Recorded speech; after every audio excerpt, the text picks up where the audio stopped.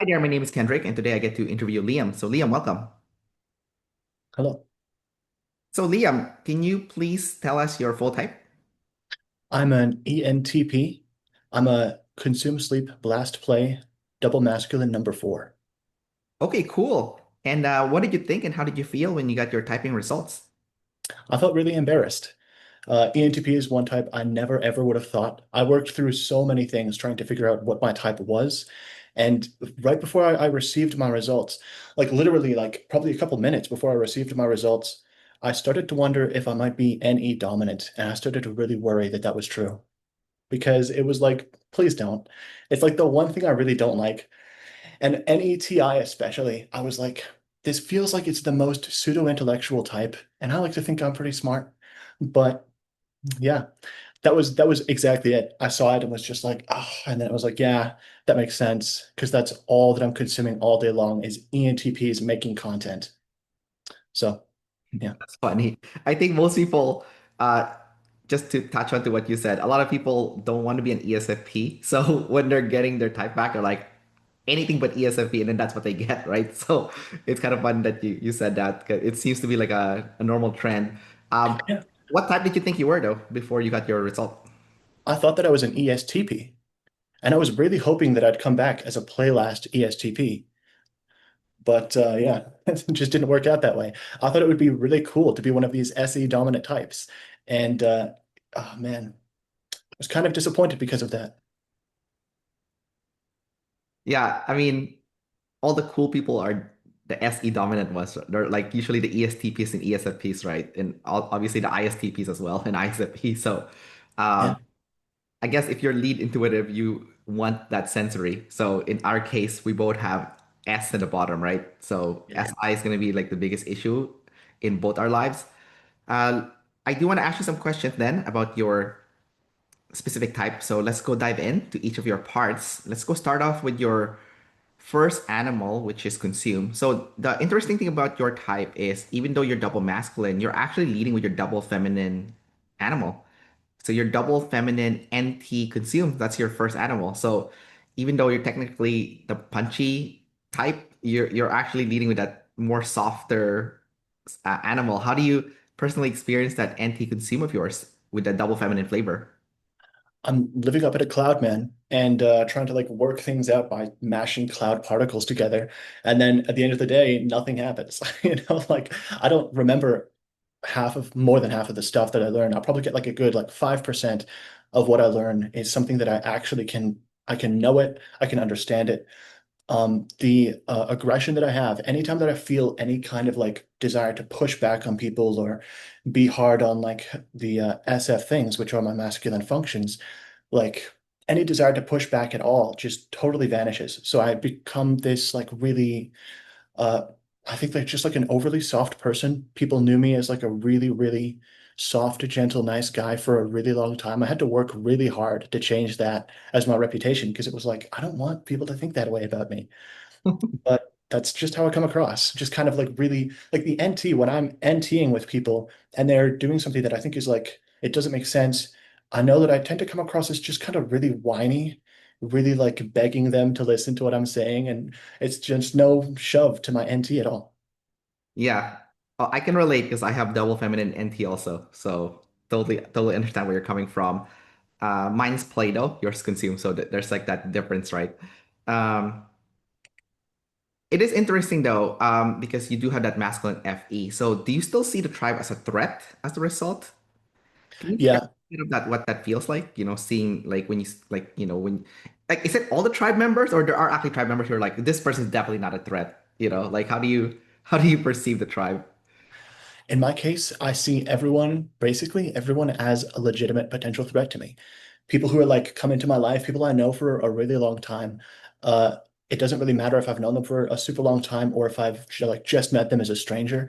If they say something that's a little off to me, I feel like I'm being threatened by them. No matter what it is, I feel like they're going to try and fight me. I'm going to have to defend myself. And I might just start swinging and, afterwards be like, whoa, that was totally uncalled for. Right. Like when I was first typed way back when, I was typed as audio, and then I got retyped as double masculine, and that was like the only real difference. with being like retyped, and it was just like I realized I blew up on some like I blew up on some like grocery store person because I thought they were being really harsh to me when they were just like trying to help me with my groceries and correct what they thought was a mistake but wasn't. And I just started like shouting at them in the store, and their attitude totally changed from being like a tiny bit mean to being like really nice with me. And as I left the store, I was like, some people, you just have to you have to be so mean to them for them to be nice to you. And I was like, I don't think feminine DE would think that. That was what got my wheels turning to go and like reach out to David Shannon. You know what? I think the truth is always somewhere in the middle because from my experience, there are people you do have to be mean to for them to be nice to you. But I think that's not everyone. So it's kind of like one of those case by case scenario. It's not something that you could say, oh, this is across the board. And you would understand this as a double decider, right? Obviously, logically, that makes more sense. But what about people that are really close to you, like, parents or whatnot? Like, do you still see them as a threat? Like someone that actually nurtured you your whole life? Yeah, yeah. And my family is like kind of I don't think it's just my family thing, but people in my life have always been a threat to me. I've always been defending myself. I get like, yeah, people would try and beat me up all the time or would beat me up. And you know, parents were always harsh. School teachers were always harsh. Like everyone was harsh, man. It sucked. It was really rough. But obviously, I took it a lot worse because I was double masculine, and it just fed my bias. I felt really justified in feeling super angry at the world and angry at everyone. And, I just adopted this attitude of like just shoving everyone out of the way, no matter where they were. I didn't want anyone in my life, anyone around at all. If you looked at me, I'd be glaring at you, something like that, just anybody. Because, I just like, I'm the victim here. I'm the one who's going to be bullied by everyone. Always training, trying to make myself stronger, learning how to fight, things like that to defend myself. And, you get big enough, you don't have to do that anymore. Oh, I Um, guess so. You're into working out then, and you do like I guess self-defense, like classes and stuff. I don't do self-defense classes. I've been teaching myself. I have no idea how well that's going to go for me. I've never Okay, fought a trained fighter, so that's funny. You'll be like Steven Seagal, like he doesn't actually know how to exactly. fight, right? That's funny. Um, yeah, maybe you should take some lessons Yeah. for that part, for like actual self-defense.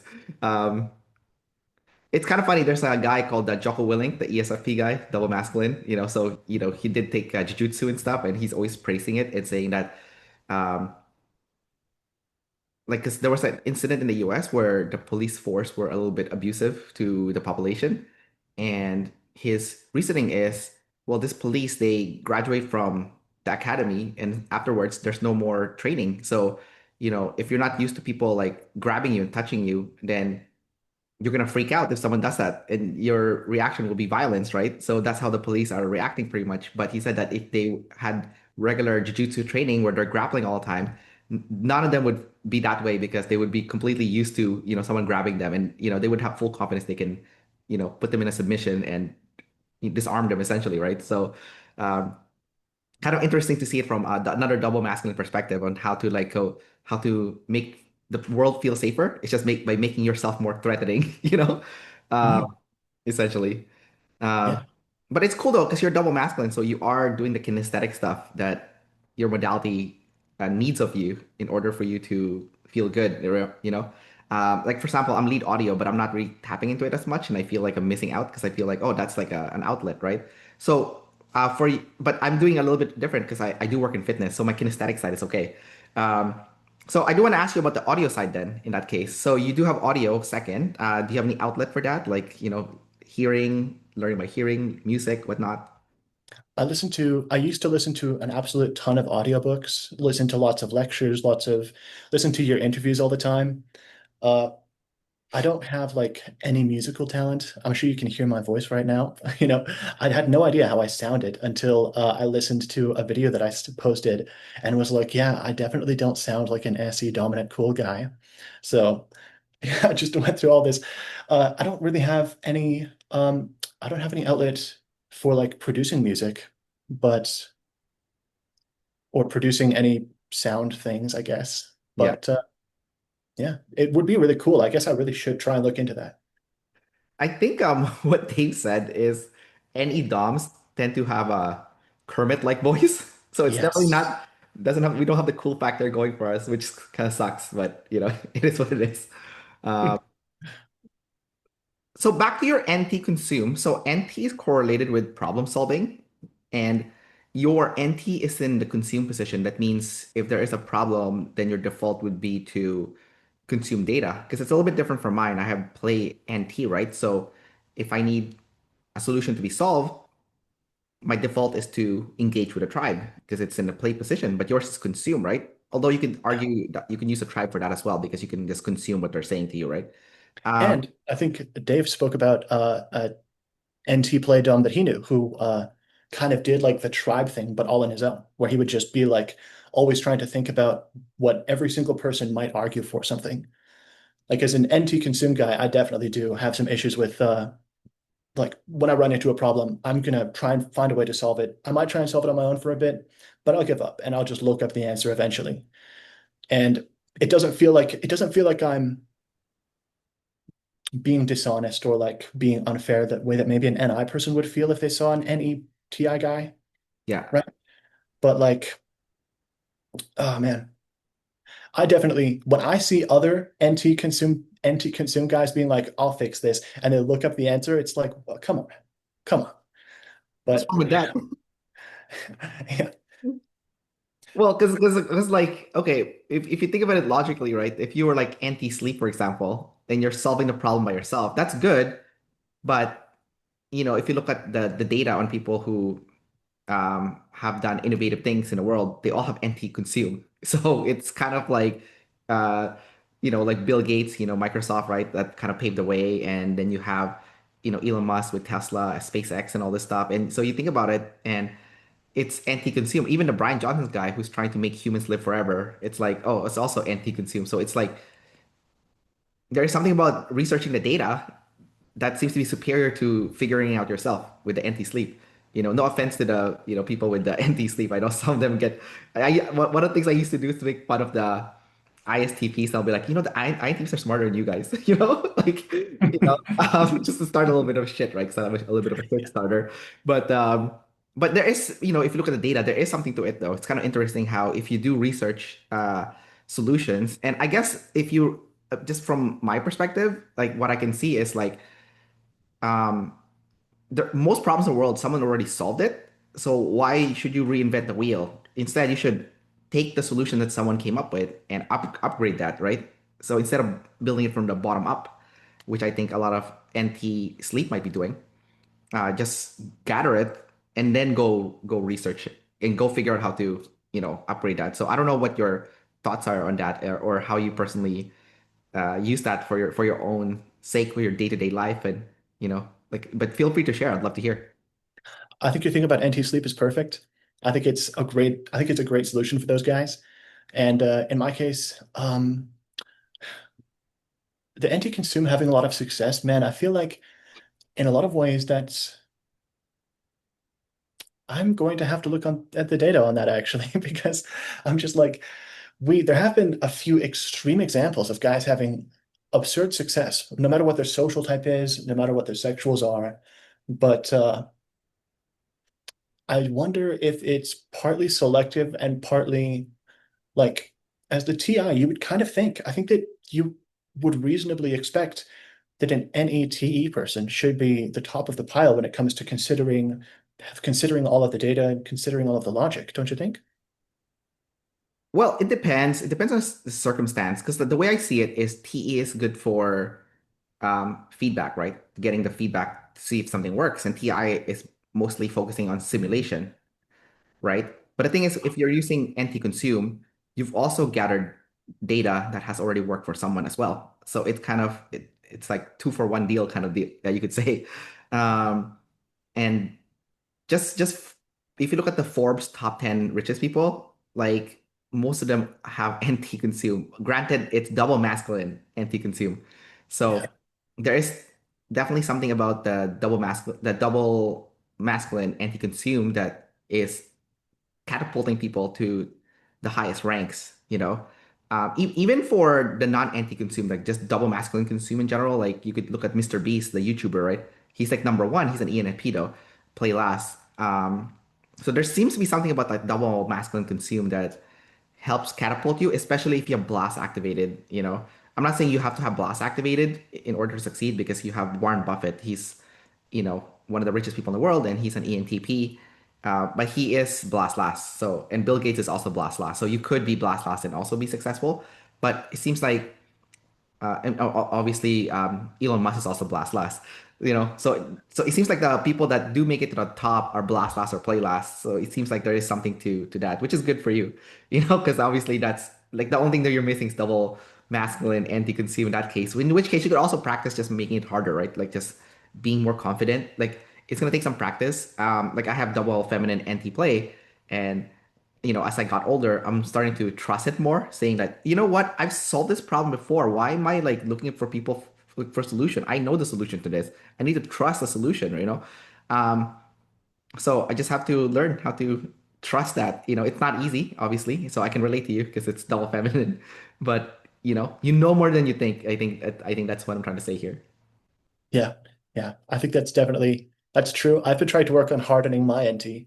I've been working on that for the past just pretty recently because yeah, man, I realized that my like working memory for abstract thinking, of course, is really what's holding me back in most things, in most fields of work.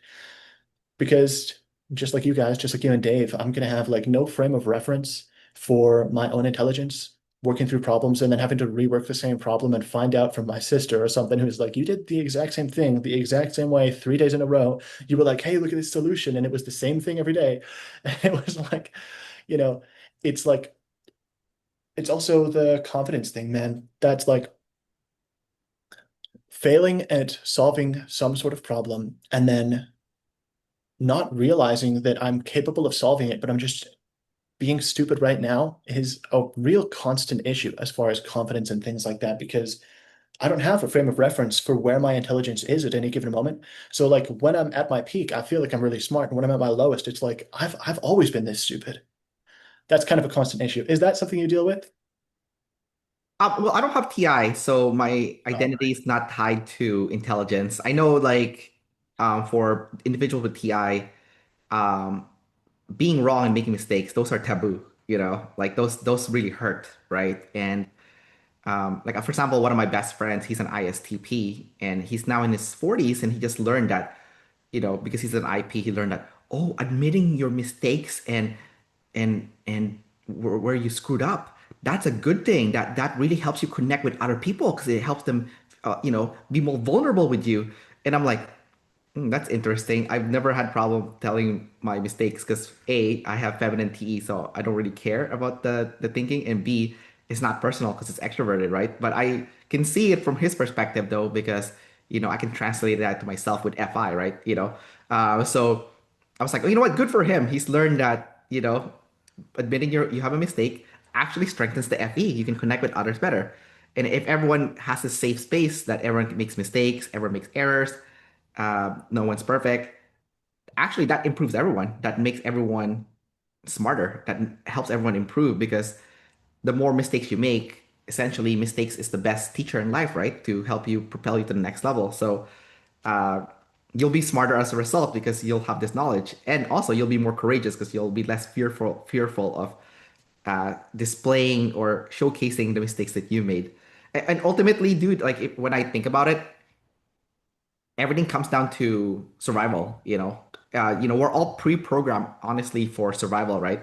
So if you have TI, you're programmed to think that if you make a mistake, the tribe is gonna kick you out. And if the tribe kicks you out, you're gonna get killed in the wild because humans are tribal in nature and we survive through being in a group. And if you're by yourself, you're dead because humans are inherently weak by ourselves, right? So I've always thought about like when it comes to humans, like what made humans, become the top of the food chain.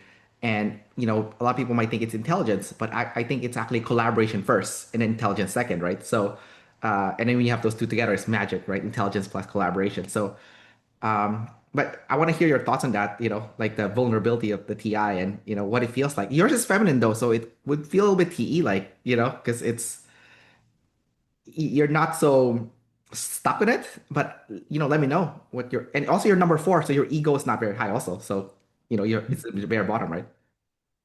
Yeah, with my feminine TI, when I engage with people and I'm trying to, when I have any idea about how I think something could work, that's really all I'm doing all day, trying to do the like NT, ST things. And my TI, it's like because it's TI, I'm still going to be like trying to refine what I think is the perfect argument to represent my opinion or my logic for how something should work. And I'll present it with someone like, hey, here's what I think we should be trying to do when things go a certain way, or here's what I think we should start getting so that we can like help take care of ourselves better and make our lives better. And I need the person who I'm talking to validate my one opinion. And I'm not like trying to get a ton of opinions on something the way that the way that a TE person probably would. I really just I'm like I have this one argument. I think it's perfect. Do you think it's perfect? And I hope that they agree because if they don't, then I have more work to do. If they don't agree, how would you react? I'd be really sad. I'd be totally like wind out of my sails. I'd feel stuck. I'd feel like I'm just plop down and sort of just sit in my shame for making a mistake, for saying something stupid, and try and push myself to get back into it and come up with something else and just hope that I can contribute something into someone's life. And the ego, being a social four, like I think the idea of me seeing myself as better than other people is something that I deal with because I have that DI double activated and like being social four, having like extroverted motivation at the top. Um, I have a really hard time getting a balance between those two things where like I consider my opinion to be the best opinion, but I consider other people to be inherently better than me. And so like when I present my opinion to other people and they shoot it down, it's like, well, that's me. I'm gone.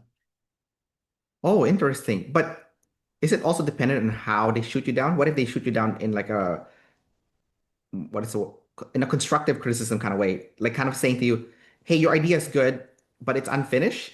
Um, so keep going because I think you're almost there." Like how would you feel if someone were to say it in that kind of manner, where it's not like shooting you down, it's just saying, "Hey, it's just incomplete. You just need to keep going because you're almost there." You know. I've had that happen to me a few times. Really, really kind, constructive criticism. And I gotta say, it felt basically the same. It still felt like this is the biggest mistake I could have made. I totally screwed things up. They will never take my word again. I will need to work my ass off next time. It did definitely help me like get back to work more quickly, but still, it felt just as crushing, man. Really? Yeah. Even if it was like said in a really nice way, very constructive, very helpful, like in a sense that it's coming from a place not of attacking, but from like they're assisting. Kind of like, hey, you're like 80% there. There's just 20% missing, and that still felt like a crushing Yeah, blow. 20% missing is huge. 5% Really, missing is still a failure. really, Like you're like 1% off, and I'm like, oh fuck, I almost made it. That's really. how I feel about that. Yeah. Oh wow, I didn't know it was that bad. And you're already kind of like the softest version of a TI because you're number four in feminine TI, right? So Yeah, like, well, when I make a mistake here, it's like my SI and my FE, that's where those masculine functions start really kicking in. And I'm like, someone else is going to step up, they're going to go 100%, and I just lost my place. really, wow, that's kind of scary place to be. Like that's not no wonder you feel like threatened by the tribe and stuff, because uh feminine TI, right? It's already sensitive, right? So and then I guess you're using your FE to gather the spectrum of what the tribe values, and you might see that your value has gone down, right, as a result of this. Uh, Yeah. Yeah. but you're also aware that it's also subjective, right? Because obviously that's not always the case. Like, I mean, the truth is you're not going to lose your place because you were at 98%, not 100%, right? If I bust my ass, I won't lose my place. I think TI feels like it's the most objective. When you have TI, Yeah, you're just like, well, this is right, this is wrong, this is how things work, this is how things don't work. yeah. And other people can shoot it down, but and I know through OPS that it's like This is subjective. You don't know that because there's a ton of things you probably haven't considered yet. But like when I'm working through it, I feel like I feel like it's perfect until someone points out the flaws. Right, right. I guess, if I were to translate that from an FI perspective, because like I was looking at people with FE, and I think one of the powers of FE is dating, right? Because I see PE as trial and error of what works, but in my opinion, FE is doing the same thing. It's also trial and error, but in the case of which behavior is most effective, more from a behavioral standpoint, right? And I see my ISTP friend. He's like really big into like serial dating, right? He's like a serial dater. He like hops from one one girl to the next and stuff. So Yeah. he's like experimented a lot on like what to say and what kind of reaction he'll get if you say this. And he's nonstop experimentation when it comes to behavioral, what behavioral is the most effective into, you know, getting the girl essentially, right? So he's like an expert in this. He's so good. Like some people have trouble with dating. This guy has no problem whatsoever because just that insane experimentation with the FE, with like this behavior leads to this behavior leads to this. And it's totally impersonal because it's FE, right? But like people with FI, they won't do that because they're like, no, that's inauthentic. I'm not gonna do that. I'm not gonna change my behavior, which then you get the same result essentially, right? Unless so then you basically have to everyone has to learn from the extrovert function because extrovert function, A, you don't have to reinvent the wheel, and B, um, it's gives you real feedback on what's reality, not a simulation, because like TI and FI, I would say could be doing simulations. One's more from a behavioral standpoint, one is more from a, what works and what is true standpoint, and then ultimately, you fall flat on your face, and then you get hurt, and then you're like, oh, well, I'll just keep doing the same thing again. Maybe it'll work. And then you fall flat on your face because, if you keep doing the same thing, you get the same results, right? So so I think it's kind of ironic. I do want to ask you though, you have SI. So earlier when you were talking about the anti-consume and how it's a little bit lacking in the confidence area, and you had to have people remind you that, you've already succeeded in solving this problem in the past. So you should trust your NT. I'm curious, have you not used your SI to archive those experiences and kind of be like, hey, you know what? I remember it worked. So that and I know it's fourth function, and I can understand that when it's fourth function, you're always kind of double checking because you're not really. It's still an insecure area because it's fourth. But have you used that to benefit yourself in a way like, hey, you know what? I've solved this before. I don't need to think it through. I'll just trust the SI that it will work. Yeah, yeah. I have to make sure I get out of my NT my NT mind frame when I start like writing notes for myself Yeah. because I'm I'm an ENTP. I get really paranoid sometimes about things that don't make any sense.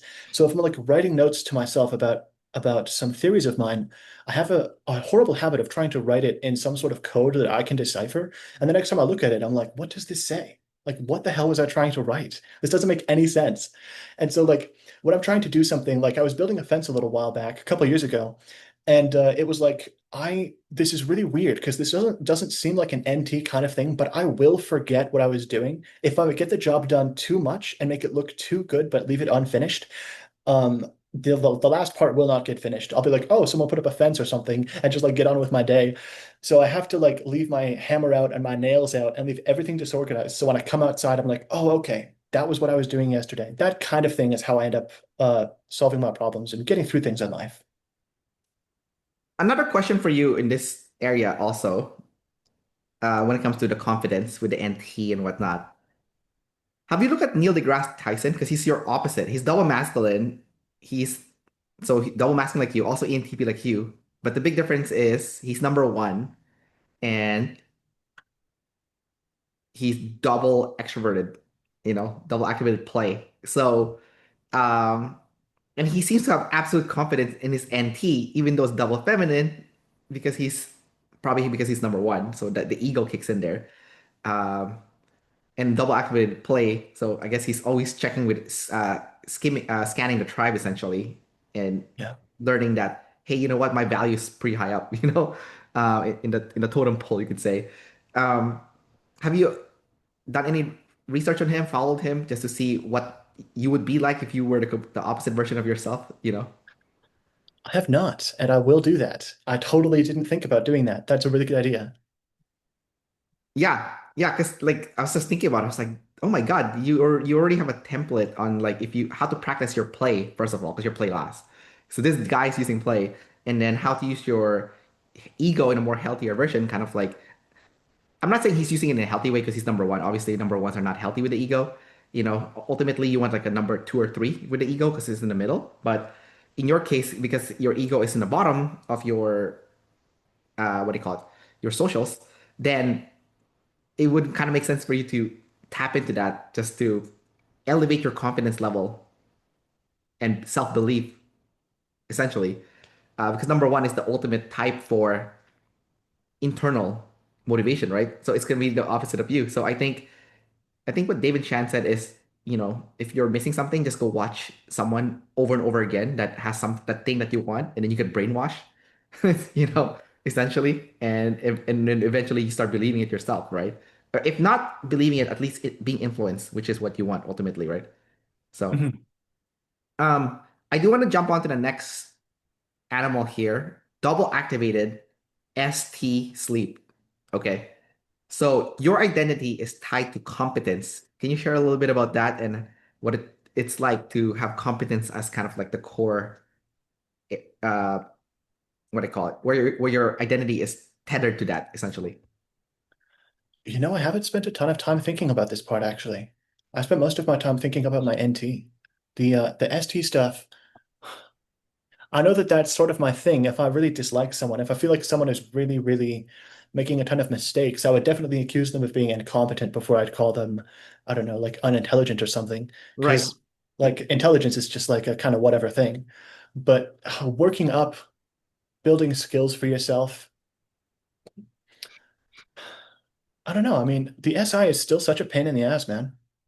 Like it's still something that really bothers me. I'm allowed to swear, right? I hope that's okay. Much as you want. I'm an EP. I like candid interviews. F-bombs, anything offensive, go for it. That's my motto here. So like what do you know about ST consume? Or sorry, ST sleep. I'm sorry, ST sleep.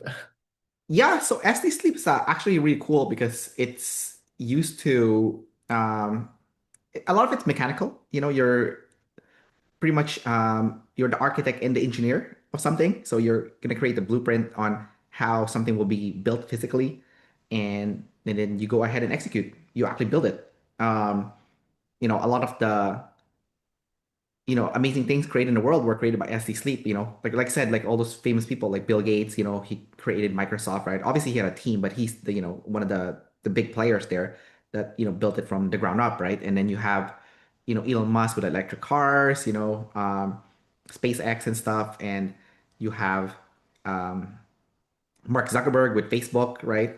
But even outside of that, like you look at people like what's his name? Um,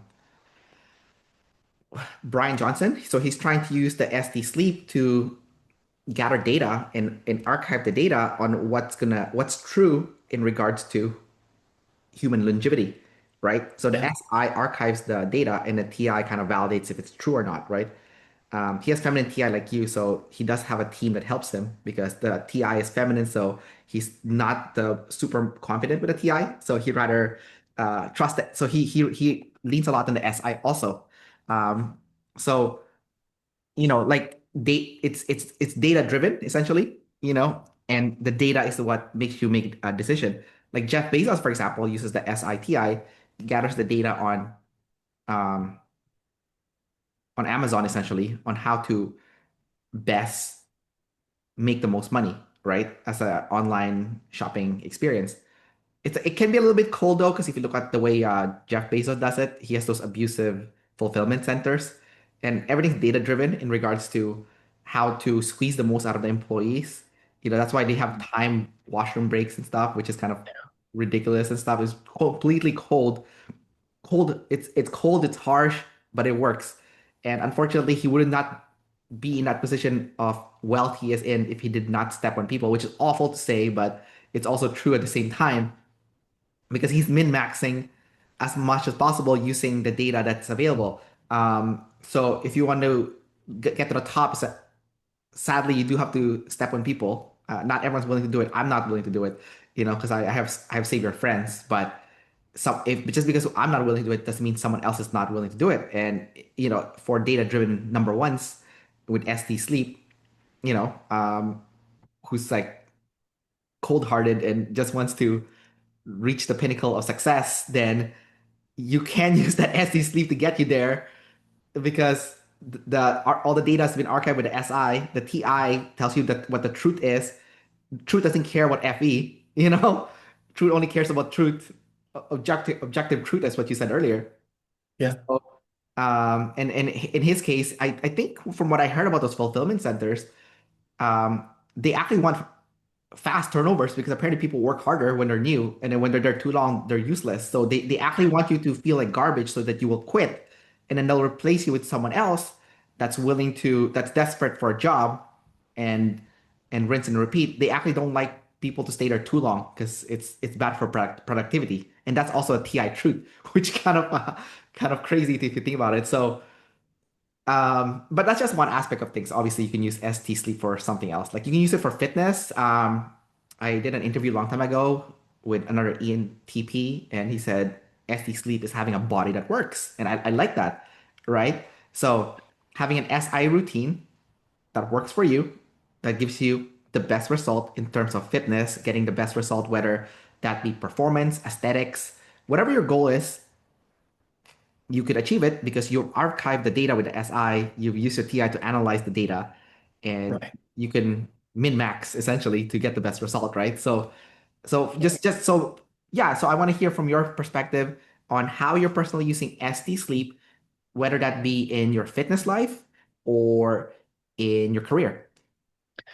In fitness, I am definitely doing ST sleep min-max type of stuff where that's exactly what I'm doing. I'm always trying to be like, what is the minimum amount of effort I can put in or the minimum amount of time to put in to get the normal amount of growth? Because, so I'm following I started following Menser and like Arthur Jones and their stuff and trying to get this high intensity interval training thing and trying to like see like how much of this can I follow before I start getting negative results. Just starting with like how little can I do and then increasing how much I'm doing basically for volume and things like that. I'm sure you know a lot about that as a personal trainer. You're probably pretty familiar with like those sorts of ideas at least. You Yeah, know, it yeah. seems like maybe there's some big differences person to person in how certain types of training make people respond. Because I know that that training certainly seems like it doesn't help a ton of people. But with my personal life, where I'm a lot more comfortable using SI and TI, trying to get a sense of like how different people do things, what kind of people are like causing me problems, and how I can try and get rid of those problems or get rid of those people is definitely more how I end up using it outside of that. But for work, for work, I mean, I'm sure this is all kind of typical stuff. I'm sorry if this isn't super interesting, but like tracking my hours and things and trying to track where my energy and like mental expenditure levels are so that I know like what time of day should I be working right now and like what can I do before I get to work that will just help me to perform better. I think that's really all there is to that. Yeah, no, I mean that makes perfect sense to me because especially at work, like most people after lunch they have that afternoon slump and they can't productivity goes down, right? So you should probably pick a task that's not so what do I call it, like mentally driven for that at that time period, maybe something more mechanical or something that, or maybe even tribe related because, the tribe, when you speak to the tribe, you tend to wake up, right? Uh, so that's like a good way, in my opinion, to what you're doing, I think sounds legitimate and it sounds good. Thank you. Same with the fitness stuff as well, obviously. Um, so it sounds like for your ST sleep, it's you pre have it honed in. I mean, you do have it double activated, so it makes perfect sense that you would have it honed in. I am curious though at the contradiction about some of the stuff that you're saying, because you're a social type 4, so you're saying you want to get rid of people, but you're a 4, so you love people too. So it's like what is this? Like what's going on here, man? Yeah, You know? man, people are a threat to me and I want to push them away, but I need them so that I'm like motivated to get things done in life. I Yeah, like being around people, but I just don't talk to me. I'll just be there. I'll stand in the corner at a party just like sipping on my beer, you know, like I don't know. I do love being around people. I really love being around people. Yeah. But like I have such bad social skills. I'm so shy. When I'm talking to people, I feel like I'm not even there most of the time. I feel like I'm just totally like there's some conversation going on right now and I'm standing outside of it watching myself talk. It's Yeah. very weird. So Well, like sorry, keep going. yeah, it's just one of those things, I guess. Like I'm a really awkward guy and I don't know, like I have such a hard time forming and maintaining friendships. I haven't had any friends aside from like my sister, I guess, who I live with right now, because we've been friends. Her and I are like kind of being friendly for the past 7 years or something. But aside from her, like I haven't had a friend in probably 3 years or something. And then before that, it was like 6 years. I had like a brief period where I had some friends again from when I was like back when I was like a little kid. Yeah, just man, I'm really bad at making friends. My extroverted decider or extroverted drive thing mostly revolves around like me consuming motivational content to help get myself through stuff. I'm just like listening to other people, like trying to pretend that I'm doing something with a ton of other people. Like imagine that I'm in a room full of people when I'm doing my work. Pretend that everybody's cheering me on. They're going to be so impressed when I'm finished, you know. But there's no one there. That's funny. You're simulating the tribe in your head. Um, well, there's a book called The Seven Habits of Highly Effective People. I don't know if you've read it. It's like a classic self-help book, and I think to this day it's still valid. I definitely would recommend reading it. It's in my opinion, it's like top five must-read self-help books because it's actually practical. So in the book, in the first chapter, I think it's the first chapter. Maybe it's not. Oh, it's one of the chapters. It's one of the seven habits. So the author said, seek first to understand before being understood. So basically, the key to being good with people is listening. And because you do have high consume, that's all you really need to do. Because I think when people think about being good with the tribe, it means you're good at talking. But actually, that's completely false. To be good with the tribe, you have to be good at listening. And if you're really good at listening, everyone loves you. 'Cause, so like it's such a simple concept, but then once you figure this out, you could talk to anybody because like a lot of fears that people have is like I don't know what to say. Thing is, you don't have to say anything; you just have to listen, right? So when I figured it out, because I used to be awkward too with the tribe, even though I'm double activated play, and I'm like play blast. But I remember I used to work at Starbucks when I was in my early 20s, and I would look at my coworker and I'm like, this guy's talking to every single guest coming in. He's having small talk with them and he's doing it so flawlessly. What am I doing wrong? How come I can't do what he's doing? And then I read that book. So a few years later, I did experiment when I was working. I'm like, okay, you know what? I'm gonna ask people questions and just listen. I'll just be the listener. Conversational skills skyrocketed like crazy. Suddenly, I can talk to anybody, but it's not because I can talk per se. I mean, obviously now I can because I've been doing a lot of podcasts, but just listening to people is was the key, just based on that book, right? And then obviously remembering what they said, like with the SI, archiving it to SI. So when you see them again and you bring this up, people love you because you're like, oh my God, you actually listened to what I said, So it's I think that's pretty much it when it comes to socializing. And then the other thing I'm really curious about, I find it so fascinating about you guys, like the number fours. I'm absolutely fascinated by this. A lot of number fours have trouble making friends. And a lot of it, from what I've seen, is number fours get really insecure when they see the tribe doing things that is perceived as success and you're not doing it. You're not succeeding like they are. That and the truth is a lot of people are hiding stuff. They're only showing you the highlights, right? So that's number one.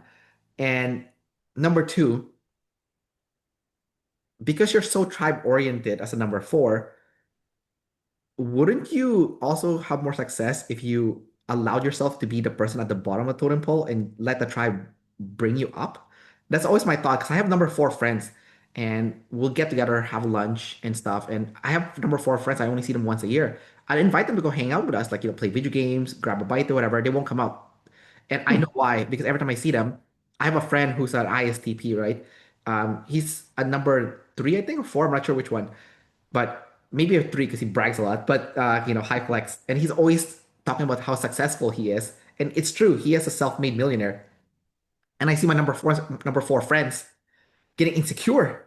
They start comparing themselves to him and thinking, "Oh my God, I'm a loser because I'm not a self-made millionaire like this guy."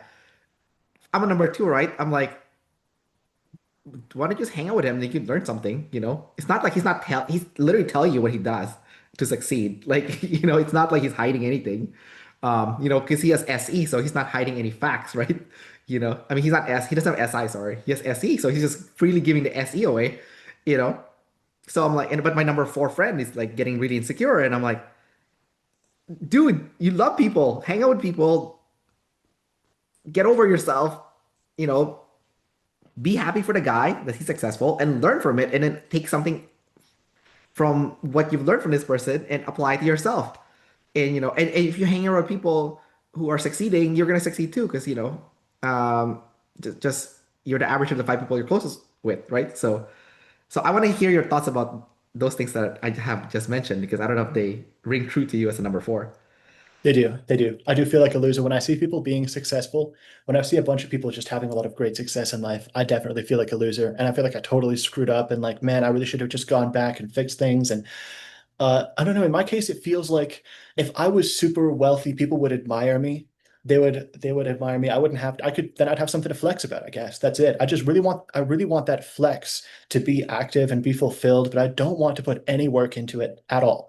It's like because I'm like if I do any of this, that screws up the thing I'm putting all my work into. And I guess like I just should do it anyway.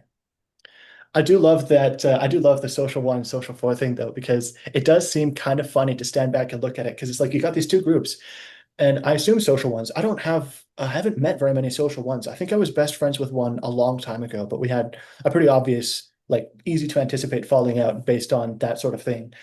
Um, where like I think a social one, like he seemed to get really upset when people were just getting along, having like friendly chat, and it wasn't totally centered on him. I think he was an audio ISTP as well. And it was like it just made him really upset that people weren't just standing around admiring him. And I feel like there's this thing where social ones and social fours are like, man, I really, really want to have success and friends. And they'll just dream like nonstop about having both. And social two and social three will be like, just do it. Yeah, Like, you know, it's weird, but yeah, no, I've seen it for sure. My girlfriend's a social four, and she has not a single social one friend. I actually told her about this. I'm like, how come all your friends are fours? They're all, you know, not driven to achieve more in life, And I'm like, you should make some social one friends. And she's like, I don't want one friend. They're annoying. They have to stick up their ass. And I'm like, yeah, that's true. They do. Um, but you can learn something from them, the drive and the the will to succeed, the ambition. Those are all good stuff. That's not a bad thing, right? yeah. And the stuff when they're being fake and stuff, who cares? Like, that's just part of the deal. I know, like, number four stuff, I have a big issue with people acting fake and stepping on people to succeed. I'm like, it's a game, okay? You just have to learn how to play the game. When you're number one, it's a game. Yeah. My social one friend, I gotta say, he was such a good guy. It is a shame I ruined that relationship or that we ruined that relationship because he actually did push all of his friends to try and do more of the Yeah, like internal drive stuff. He was always so happy. You could see he'd like light up when he saw someone stepping on people and yeah, pushing people around and like, bragging about themselves. He loved to hear it. I don't know. There was something weird about that. Is that why do social ones all become friends with each other? yeah. Oh, okay, okay. I saw a video actually of Michael Jordan playing basketball with Tom Brady and all those elite athletes. They're all hanging out and they're all playing basketball. And the ones they have a club, they have a special exclusive club just for winners, right? Yeah, I think what happens is when they're young, they get disappointed that their friends are all losers, and so they have to dump their friends because they need to go to the next level, right? So yeah, you would be able to maintain a friendship with a one if you're also striving. That's all the number one is really asking for is your striving. If you're not striving, you're dragging them down. It's like you're in the water and you could be swimming up or you could be falling down. And if you're in the water with someone that's falling down and you stay with them, they're gonna grab your feet and drag you down with them. So that's why ones get repelled by fours. is they see the force as someone that will drag you down because they're drowning. They're drowning themselves. They're not even trying to save themselves. They don't have the drive to swim to the top of the water. So they're just perpetually sinking, which is, a grim thought if you think about it. Um, but it's definitely a problem for number fours. I've seen it. Like I have a lot of number four friends, and I'm always trying to encourage them to be better. Um, so I can see number fours, especially with the positive reinforcement, they do try their best. I'm a number two, right? So I'm savior friends like you guys, but I'm motivated by negativity, right? Negative reinforcement is what drives me. So when shit hits the fan, I don't get discouraged. Like that's when I get fired up, right? It's a little bit different. So it's a little bit harder for number fours because it's easier to get discouraged, right? So you really need to have a positive environment. Well, like number twos, we do thrive in a more toxic environment. It's kind of funny. And number ones can be toxic, right? So that's why we do like number ones. Like I have number one friends, and the only thing I don't like about number ones is they're not a lot of them are genuinely not happy for you. Because number ones, they have problems with jealousy. I don't know if you have it as a number four, but um, with my number one friends, if I report to them I'm succeeding, they start getting butthurt. So for what I've seen is number ones want you to succeed, but they don't want you to get above them, right? So succeed, yes, they'll encourage you. But if you're getting too close, oh no, no, no, no, no, no, that's bad. Like, and I always do this. Like, and the other thing about number ones also that I've noticed is, especially the extroverted ones, is when you're in a social setting with them, they tend to put you down because they need to bring their status up at your expense, which is not Yeah. cool. I've seen so many number ones do this, especially the decider number ones. And but I don't see the introverted number ones doing this as much actually. So kind of interesting to see the different dynamics there. But I do like to piss off number ones. I think it's funny. So like I'll show some of my success in number ones just to see them get angry. And then I'll see them start avoiding me.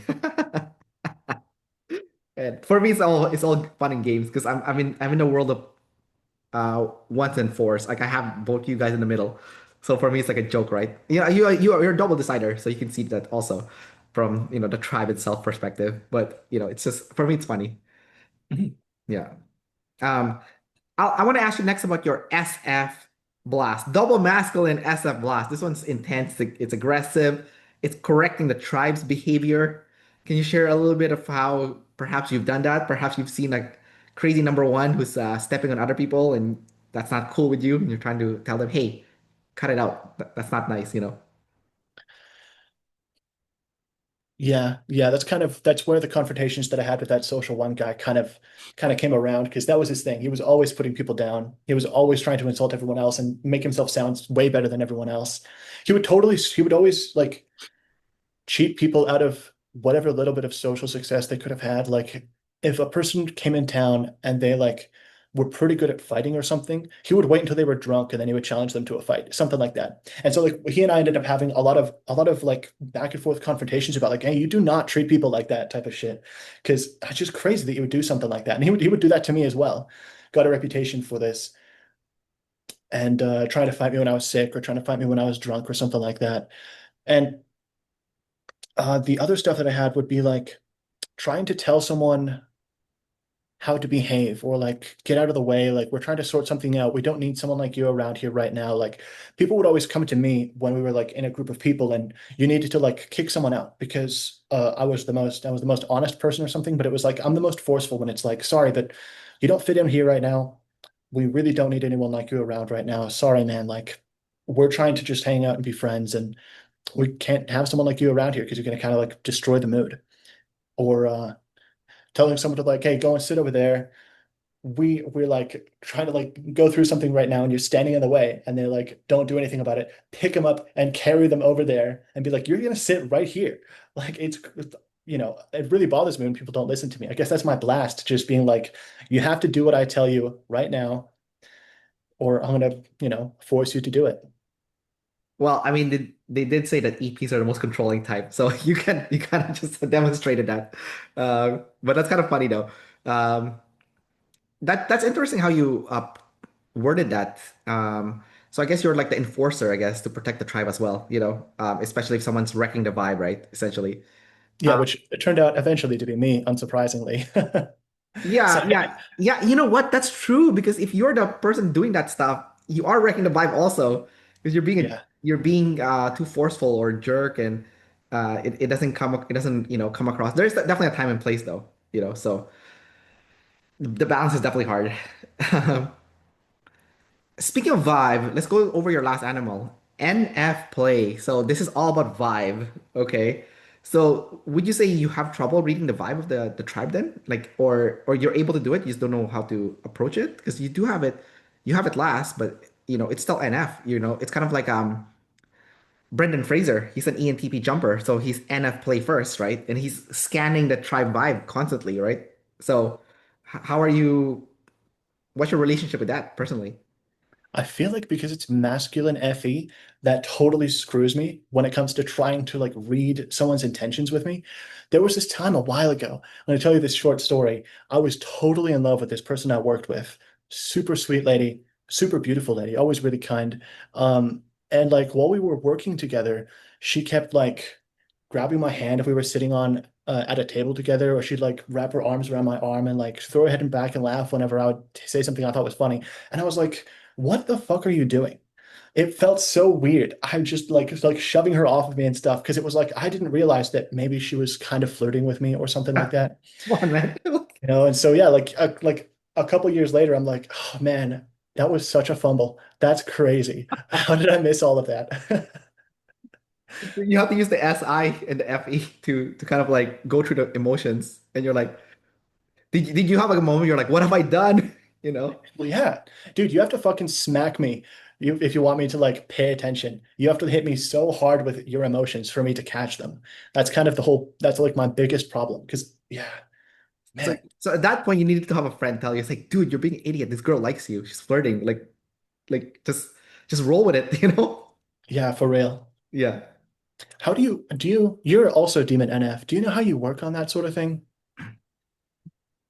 Well, I'm Demon NF, but it's not missing, it's third. So Right. I've always been balancing my ST and NF.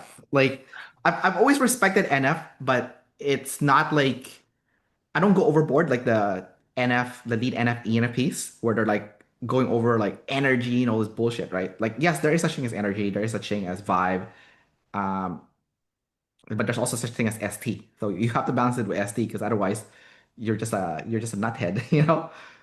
So yes, do use the energy thing to from my perspective. I'll give you an example, right?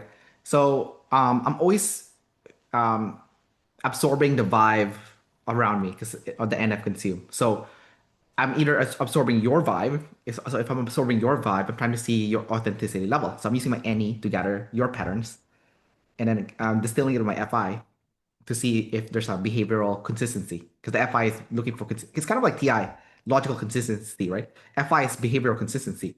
So, Mhm. right? That's why FI is good for typing because like we'll gather and then we'll use the FI to distill to see the behavioral consistency, right? Yeah. So basically, I'm constantly doing that. Like whenever I'm in any social interaction, I'm gathering people's, you can say their essence, but really I'm just gathering behavioral consistency. That's what I'm doing. And your pattern of your behavior as well, right? So, and once I've gathered your pattern, then I kind of have a gauge what your personality type is like and, kind of what your fears are, It's good for sales because like obviously I used to work in sales, so I'm just gathering people's like, gathering people's vibe, right? But it also works for myself too. Like I'm also gathering my own vibe, right? And I'm like, oh my God, my vibe is completely off. Like I'm the problem here, you know? Like I'm complaining a lot right now and that's ruining the vibe of the tribe because the tribe wants to be happy. So why am I complaining? Well, because I have unprocessed emotions. So I need to go freaking process my emotions first, come back to the tribe when I'm in a good state so I don't wreck the vibe of the tribe. Because no one wants to see me grumpy. They want to see me having fun and stuff. So, so that's kind of that's like the way I do it externally and also internally. Because consume is half external, half internal, right? Um, and my NF is also consumed. So I get purpose and meaning from gathering new experiences. That's where I gather that from. Yours is play, so you get meaning and purpose from being with the tribe. So if you're lacking any motivation or any energy, emotional energy especially, to be better, essentially, it means you're not spending time with the people because that's where you're gonna that's your battery for that energy, you know. My battery is consumed, so that's why I travel so much. That's why I've been to over 100 countries, right? So I need that battery to give me a sense of purpose to live my life and to live my life where I'm feeling fulfilled and I'm feeling like um I'm going towards a direction that feels I'm getting a sense of satisfaction and happiness and pride. So that's like the big difference between us, right? When it comes to NF consume versus NF play. The other thing to keep in mind with NF is it's not the same as SF. So SF is you feel good. You don't have to feel good with NF. It's weird. NF means you're gonna feel good in the long run. In the long run. So it means in the present moment, you could feel like garbage, you know, you could do something. Like, for example, I travel to a country. Let's say I go to Africa and I'm staying in this um, place where the accommodation is just horrible. There's like insects and really uncomfortable. Scammers are everywhere trying to scam me, you know, and like I don't feel good being in that situation, right? It's very uncomfortable. But in the long run, I feel great because then later on, I'm writing my article about my trip there. And now I have nostalgia. I was like, oh, I remember that place. It was horrible, but it's kind of funny now looking back at it. And also in the grand scheme of things, because my goal is to visit every country in the world, right? So essentially, when you have NF, there is like a big goal, right? So when I look back at those experiences has toughened me up. So then when I deal with people, like I'm in Canada, for example, and Canada tends to be a little bit more on the social justice warrior side of things, right? So I'm dealing with someone that has having issue, and I'm like, this your problem is not a problem. You live in a first world country, like you're not in a third world country. This is not a problem. This is a non-issue, you know. So it kind of builds up your resilience, right? So that's what NF is. So for you, you're gonna be doing it with a tribe essentially. So to power up your NF, whether that to build up a stronger character for yourself or build a sense of purpose to make your life feel more meaningful and fulfilled, you do need a tribe. Jeez.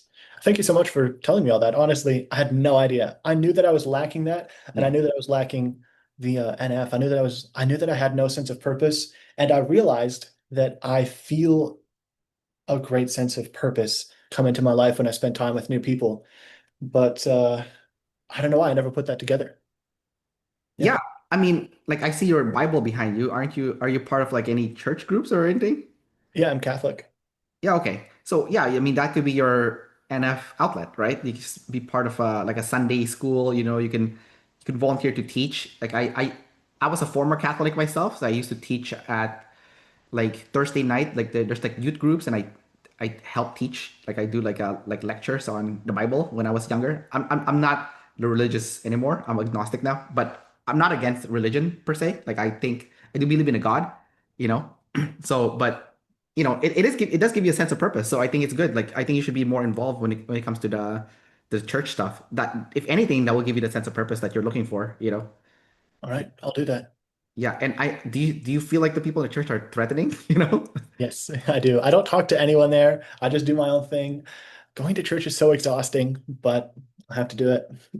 Yeah, so the thing is, dude, like you have to build stamina too. Your last animal has the lowest stamina, right? But here's the deal. It's not actually the lowest stamina for you because if you look at your function stack, right? Your NE and FE, it's not touching your triggering function. It doesn't touch your SI. So the truth is you have unlimited use you can use your NF play with great stamina and endurance if you use it because it's not touching SI. Like for me, I'll give you an example. For me, I have NT play, so I can do NT play all day.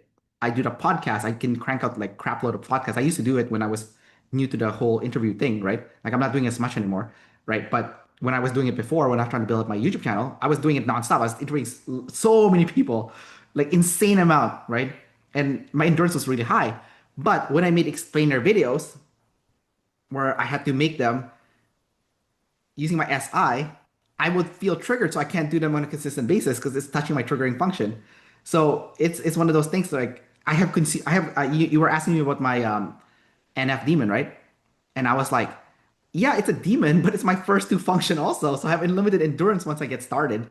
So for you with your play, yeah, getting started will be hard, but once you're in it, once you're involved, dude, you have so much endurance for it. You'll be shocked at how much play you can actually do. That's why I recommend you get more involved in your church. Whether that be teaching Sunday school or something, or like doing a sermon, like during mass. They get volunteers to speak, right? Like I've done it before.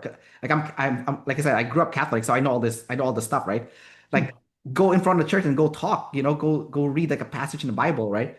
Or be a volunteer for like what is it? Like the first communion, confirmation, all that stuff. Dude, be a volunteer for that. Like just be involved, man. Like that's how you're gonna get your sense of purpose, right? Like, you know, like you have a TI, so you have to trust a TI that logically people are not threatening. You're there to help, you know. And you have to look at yourself. Don't look at the tribe. Look at yourself. Like, what is your intention?